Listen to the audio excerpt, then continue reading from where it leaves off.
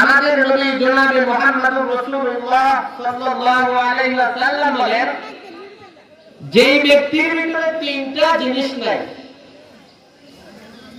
সে ব্যক্তি আমাদের মুসলমান দলের ভিতরে না।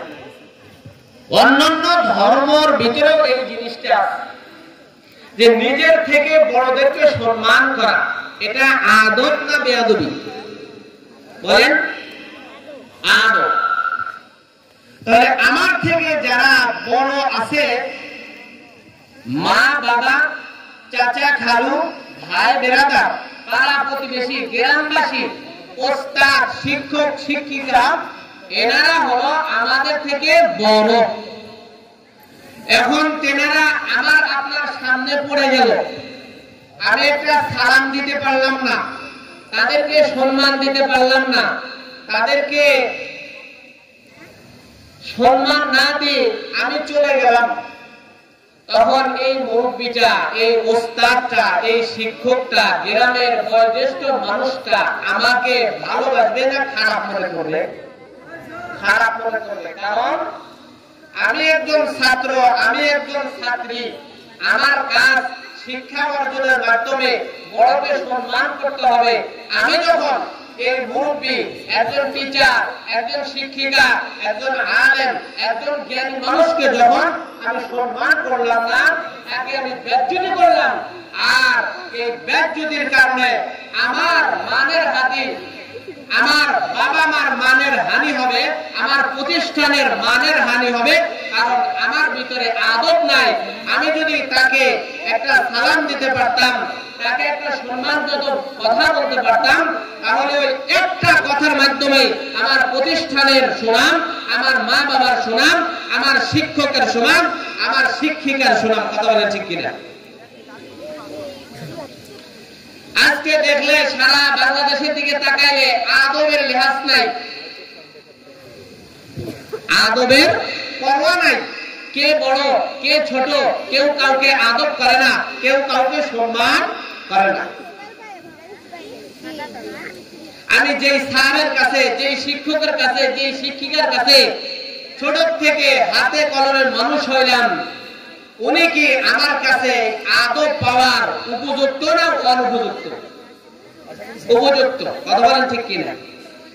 এখন আমাকে কষ্ট করে এত সুন্দর করে লেখাপড়া করাইলো, করানোর পরে এই শিক্ষিকা আমার সামনে এসে গেল, এই শিক্ষক আমার সামনে এসে গেল, একজন ওস্তাদ আমার সামনে এসে গেল, গ্রামের একজন মুরব্বী আমাদের কাছে এসে গেল, বয়োজ্যেষ্ঠ মানুষ আমার আপনার সামনে এসে গেল, আমি তাকে সম্মান করতে পারলাম না, আমি তাকে আদব দেখাইতে পারলাম না, তাহলে ওই ব্যক্তিটা নিজেকে ধিক্কার দিবে, বলবে হায় আমার 10 বছরের শ্রমটা বিদায় চলে গেল, আমার 5 বছরের শ্রমটা বিদায় চলে গেল, কি শিক্ষা দিলাম, কি অর্জন করাইলাম, এই ছাত্র ছাত্রীরা আমাকে একটু সম্মান করতে পারলো না। কথা বলে ঠিক কিনা?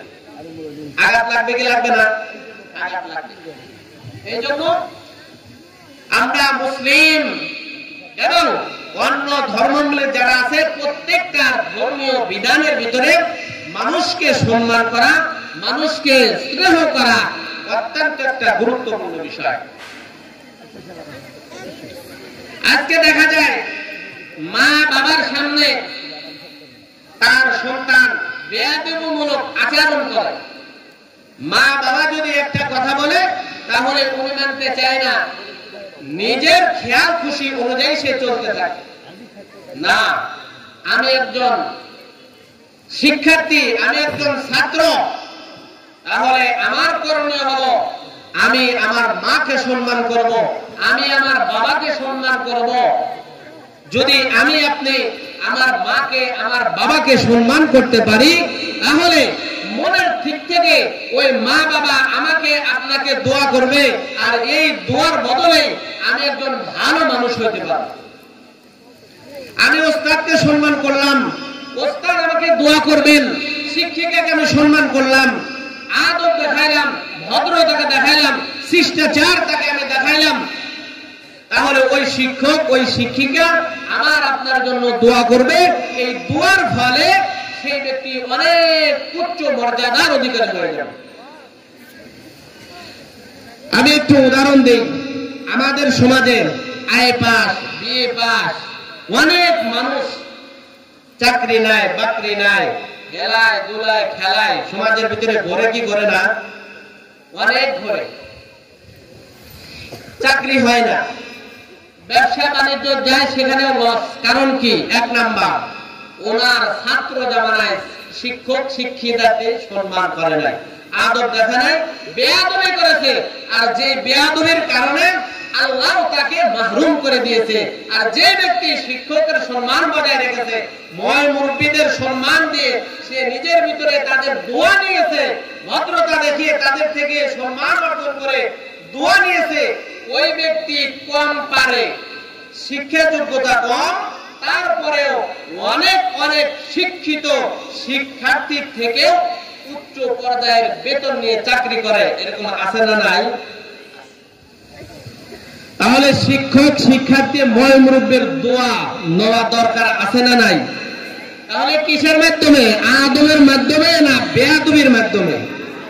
আদবের মাধ্যমে। এই আদবের কথাটাই আল্লাহ পাক রব্বুল আলামিন কুরআনুল কারীমে সূরাতুল হুজরাতের ভিতরে বর্ণনা করেছেন। একজন সাহাবী তিনি রাস্তা দিয়ে যাইতেছেন, হঠাৎ করে দেখতে পেলেন একজন পিতা আর একজন পুত্র সামনাসামনি ভাবে তারা এমন ভাবে চলতেছে মনে হয় একে অপরের বন্ধু, রাস্তা দিয়ে যাইতেছে। তখন এই সাহাবী দাঁড় করালেন, ভাই একটু থামো, কথাটা একটু খেয়াল করে শোনেন, ভাই একটু থামো, তোমরা দুজনে পরস্পরে কি হও? বলে আমি ছেলে, উনি আমার বাবা। বলে তোমরা যেভাবে যাইতেছো মনে হয় তোমরা দুইজনে বন্ধু। আসলে কি তারা বন্ধু না? একজন পিতা একজন সন্তান, ছেলে। উনি বললেন, দেখো, একজন সন্তান পিতার সমকক্ষ কখনো হইতে পারে না, একজন মেয়ে তার মার সমকক্ষ হইতে পারে না। তাহলে কিভাবে চলতে হবে? বলে পিতার আসনটাকে সামনে দিতে হবে আর সন্তান তার নিজের আসনটা পিছনের দিকে নিয়ে আসবে।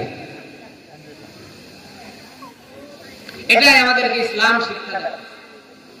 পিতার সম্মান পিতার কাছে, ওস্তাদের সম্মান ওস্তাদের কাছে, মাতার সম্মান মাতার কাছে, শিক্ষিকার সম্মান তেনার কাছে, ময় মুরব্বীদের সম্মান তেনার কাছে। প্রত্যেকের সম্মান তার নিজ নিজ জায়গায় থেকে আমাদেরকে সম্মান করতে হবে, আদব করতে হবে, তাদের সাথে ভদ্রতা দেখাতে হবে, শিষ্টাচার দেখাতে হবে।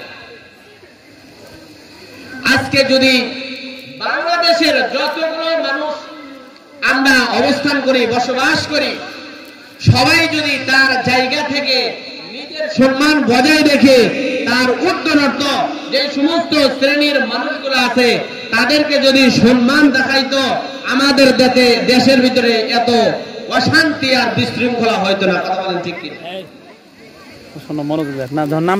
আমাদের দেশের ভিতরে অশান্তির মূলে একটাই কারণ হলো নিচের মানুষগুলো উপরের মানুষদেরকে সম্মান করে না, আর উপরের মানুষগুলো নিচের মানুষদেরকে আদর আর স্নেহ করে না। দুইটা জিনিস। বিশ্বনবী আমাদের নবী মুহাম্মদুর রাসূলুল্লাহ সাল্লাল্লাহু আলাইহি সাল্লাম বলেন, এক নাম্বার, ছোট হয়ে যে ব্যক্তি বড়দেরকে সম্মান করে না। বলেন, ছোট হয়ে বড়দেরকে সম্মান করে না।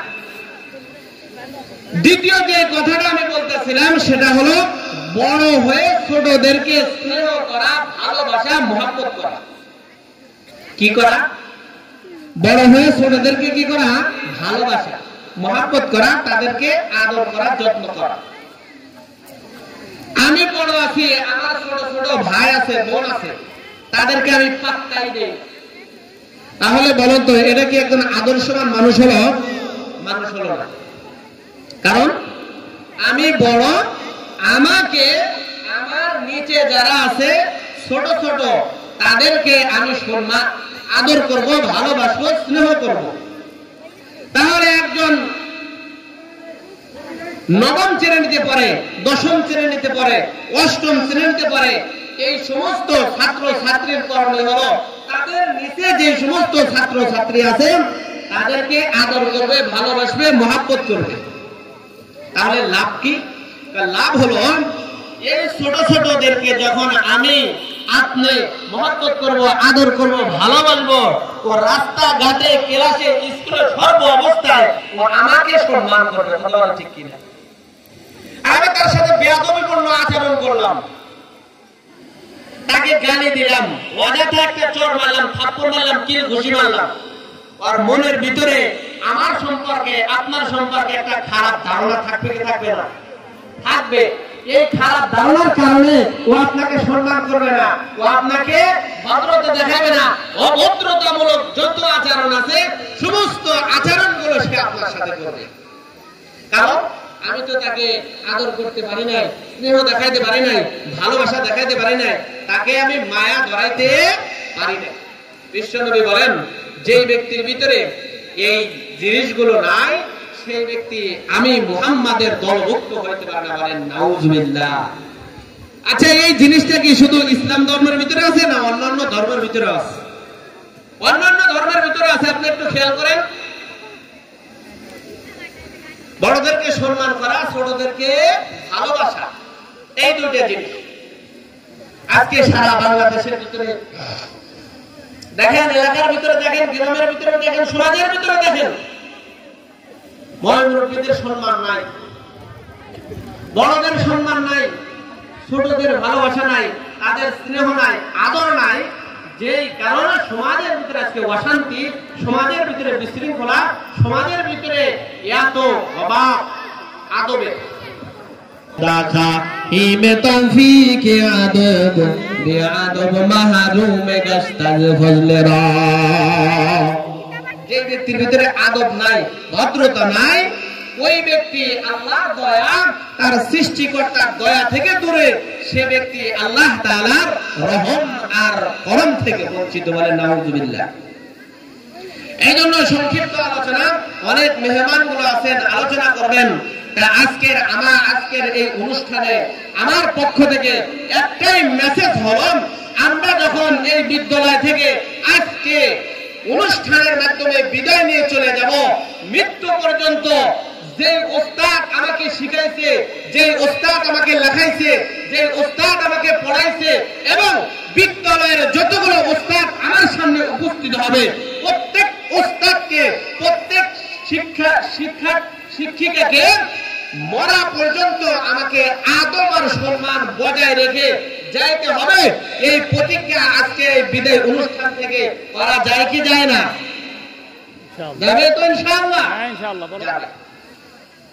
কারণ আমি স্কুল থেকে বাইরে হয়ে গেলাম, প্রতিষ্ঠান থেকে বাইরে হয়ে গেলাম, আমি ওস্তাদকে সম্মান করলাম, ওস্তাদকে আমি ভালোবাসলাম, রাস্তাঘাটে দেখা হলে সালাম দিলাম, রাস্তাঘাটে দেখা হলে তাকে একটু কথা জিজ্ঞাসা করলাম, স্যার কেমন আছেন, হুজুর কেমন আছেন।